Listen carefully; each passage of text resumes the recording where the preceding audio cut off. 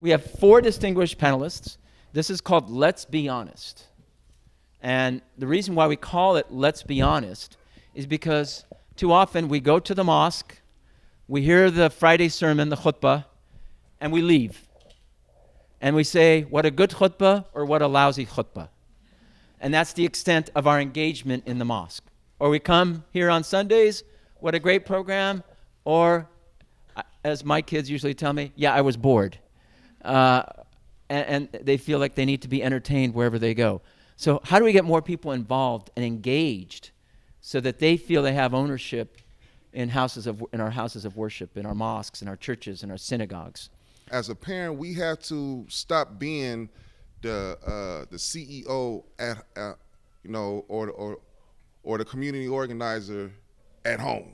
We have to be mom and dad at home and really know that you're going to have these social questions, and we have to put ourselves back in our shoes to answer those questions. So how are we even communicating to really understand each other?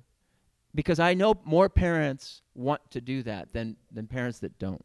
So if you were to ask me, little brown Muslim kid growing up in Roland Heights, California, at 4 years old, like, what makes you a Muslim? Like, tell me, identify for me the characteristics of a Muslim, and I would say, we don't eat pepperoni, right?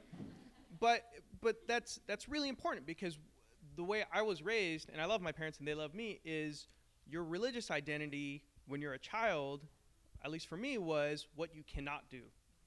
And what never took place for me is the discussion of why, right?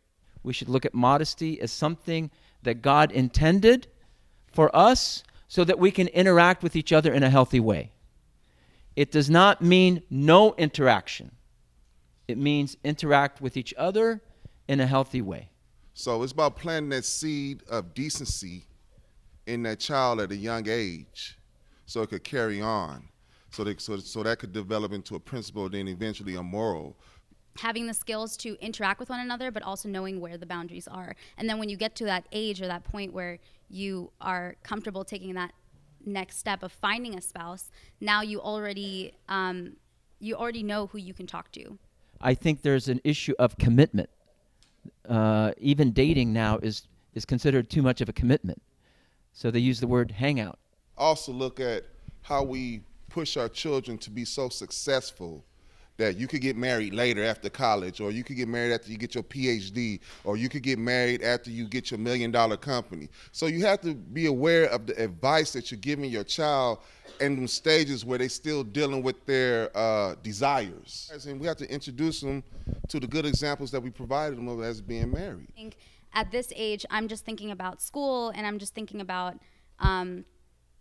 the issues that are right in front of me, and I'm not thinking about another person and having to worry about their needs, and then also worrying, well, if I get married now, will I be able to go to med school? Will I be able to finish my studies?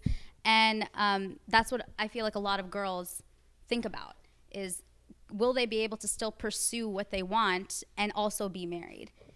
Culturally we're told, pray more, fast more, whatever. Some ritual is going to solve the problem. But clinically speaking, if we're specifically talking about depression, that, yes, it is empirically proven that spirituality, a belief in something, is going to help, but that's not the cause of why somebody is depressed. I mean, people come into the hospital and they come in with depression. There are a lot of reasons why somebody is going to go through depression, but it's not necessarily because you just you missed a prayer, or you didn't fast your full 30 days, or, regardless of whatever the religion is. We don't even have the words to be able to approach somebody when we know that they're in trouble to just say, are you okay? We don't even do that, but we'll label them and say, you need to pray more. So I think maybe it just starts from something as simple and honest as that, like that elevator conversation. I think it's a good point to point out that it's not like it didn't exist before and suddenly exists now. But as Muslims, I feel that I need to be sensitive of other people's feelings, but at the same time sensitive of the fact that the way I live my life as a Muslim might be a completely different from the way someone else may lead their life as a Muslim. So with that, thank you very much. We go in peace. Assalamu alaikum.